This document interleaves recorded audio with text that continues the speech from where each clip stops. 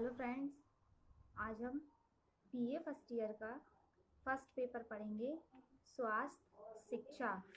इसमें जो हमारा टॉपिक चल रहा था कुपोषण या दोषपूर्ण या अपूर्ण पोषण, इसी टॉपिक को हम कंटिन्यू रखते हैं। हमने जान लिया था कि पोषण क्या होता है, कुपोषण किन कारणों से होता है, बच्चे कुपोषित किन कारणों से होते हैं, सामान्य कारण कौन से होते हैं, ठीक है। और फिर आज हम पढ़ेंगे कि कुपोषण से उत्पन्न रोग, कि कुपोषण से कौन कौन से रोग हमारे शरीर में उत्पन्न हो सकते हैं। Digest due to mail nutrition.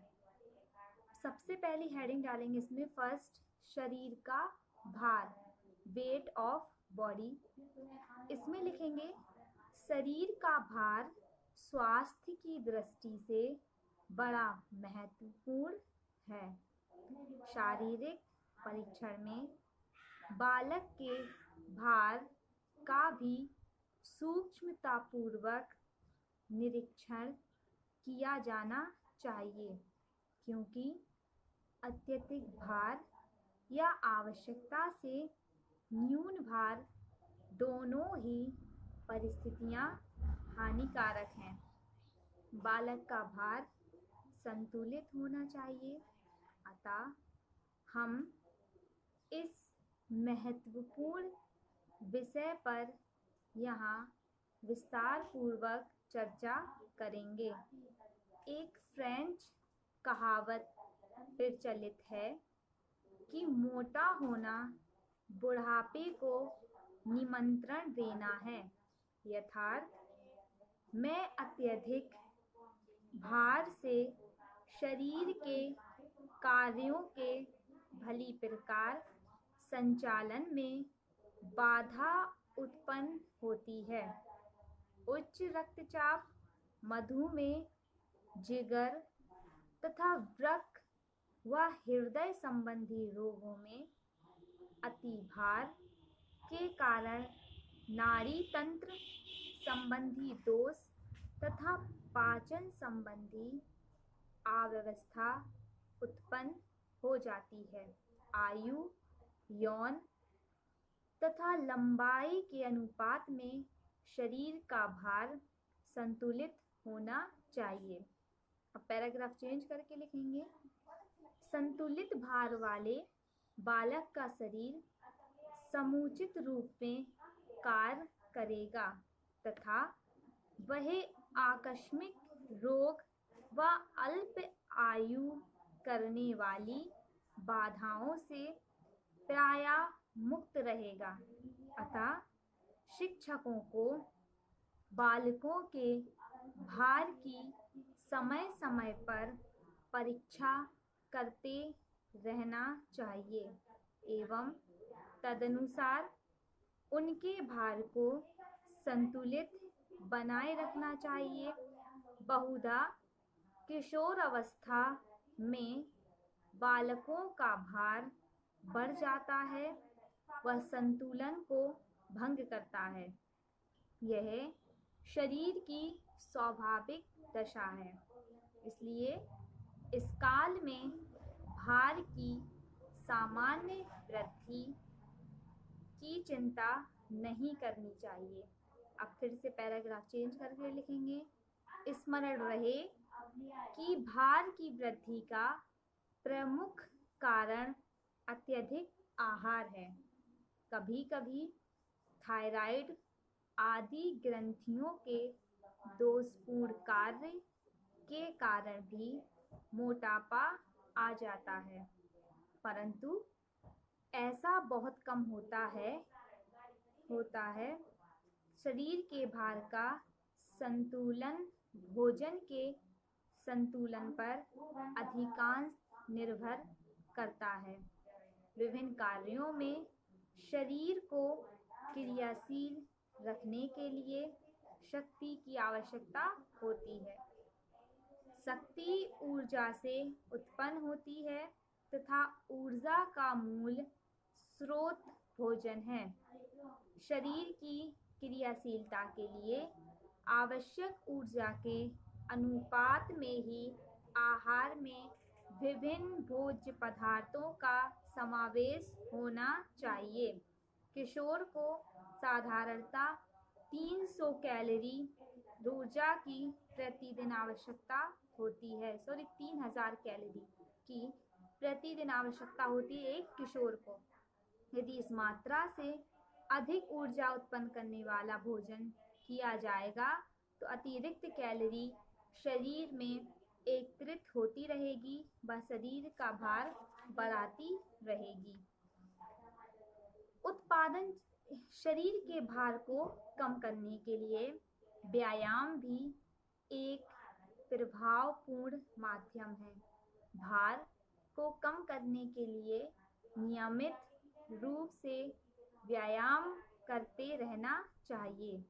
शिक्षक को चाहिए कि वह बालकों को संतुलित भोजन, व्यायाम के महत्व, भोजन तत्वों की कैलोरी, उत्पादन क्षमता, अतिभार व निम्न भार से उत्पन्न हानियाँ आदि के विषय में बता दे।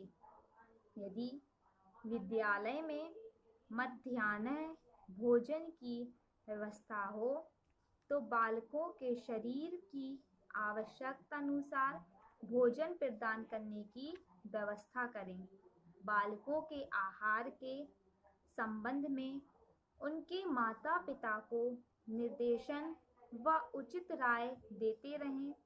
विद्यालयों में बालकों के भार का नियमित आलेख रखना चाहिए। अब सेकंड हेडिंग लिखेंगे रक्त क्षीणता, एनीमिया।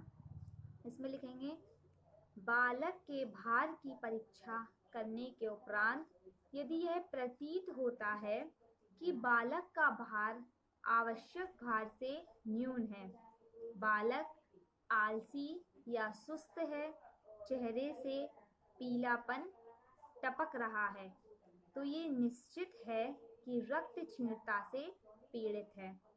यह रोग रक्त में कुपोषण के कारण अस्वस्थता आने से होता है, जिससे लाल रक्त कण प्रभावित होते हैं। स्वस्थ लाल कणों में हीमोग्लोबिन होता है जिससे में लोहा पाया जाता है। यह तत्व रक्त को लालिमा प्रदान करता है। हीमोग्लोबिन का काम फुफ्फुस में स्थित वायु में ऑक्सीजन लेना और उसे शरीर के समस्त भागों में प्रसारित करना तथा तंतुओं से निरर्थक पदार्थ तथा कार्बन डाइऑक्साइड को पुनः फुफ्फुसों से पहुंचाना होता है।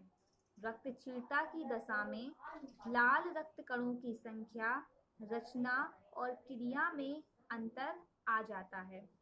अब लिखेंगे रक्त क्षीणता के प्रकार, टाइप्स ऑफ एनीमिया। तो इसमें फर्स्ट हेडिंग ला लेंगे प्राथमिक रक्त क्षीणता, प्राइमरी एनीमिया। इसमें लिखेंगे यह लाल रक्त कणों को निर्मित करने वाले अवयवों में विकार हो जाने के परिणाम स्वरूप होती है। अस्थि का गूदा लाल रक्त कणों का निर्माण करना बंद कर देता है। सेकंड, गौण रक्त क्षीणता, सेकेंडरी एनीमिया। यह साधारण प्रकार की होती है और रक्त विकार के कारण हो जाती है। अब लिखेंगे इसके कारण, अभी ये थे इसके रक्त क्षीणता के प्रकार, अब लिखेंगे रक्त क्षीणता के कारण, कॉसेस। तो ये पॉइंट्स में आएंगे। फर्स्ट पॉइंट में शरीर के किसी भाग से अधिक रुधिर स्राव होना। सेकंड, भोजन की न्यूनता या ऐसा भोजन जिसमें लोहा और दूसरे लवण या विशिष्ट प्रकार के विटामिनों की न्यूनता हो। थर्ड पॉइंट, असंतोषजनक वातावरण जैसे भीड़ भाड़ वाले घरों में शुद्ध वायु और सूर्य के प्रकाश का अभाव, निद्रा की कमी आदि। नेक्स्ट फोर्थ पॉइंट, डिप्थीरिया, गठिया, वृक्क में सूजन जैसे रोगों से बहुत दिन तक ग्रसित रहना। लास्ट फिफ्थ पॉइंट, पेट या अंतड़ियों में कीड़े पड़ जाना। अब इसका उपचार, ट्रीटमेंट, पॉइंट्स में लिखेंगे ट्रीटमेंट। फर्स्ट पॉइंट में ऐसे बालकों की ध्यानपूर्वक चिकित्सीय परीक्षण होनी चाहिए और उनके उपचार पर ध्यान देना चाहिए। सेकंड पॉइंट में इससे आधारभूत कारणों को खोजना नितांत आवश्यक है। नेक्स्ट थर्ड पॉइंट में लिखेंगे रक्त में हीमोग्लोबिन की न्यूनता को दूर करने का तुरंत उपचार करना चाहिए, जो भली प्रकार से लौह लवण को शरीर के भीतर पहुंचाने से हो सकता है। फोर्थ हेडिंग, शांति ना होने के लिए पर्याप्त विश्राम मिलना चाहिए। लास्ट फिफ्थ पॉइंट में अगर घर की स्थिति आश्वस्तिकर है तो बालक को खुली वायु के विद्यालयों में, जहां अच्छा पर्याप्त भोजन और पर्याप्त विश्राम निश्चित रूप से मिले सकता है, प्रवेश करा देने से शीघ्रता से मुक्ति मिल सकती है। तो ये जो हमारा टॉपिक चल रहा था कुपोषण, अपूर्ण पोषण या दोषपूर्ण पोषण, ये टॉपिक हमारा यहीं क्लोज होता है।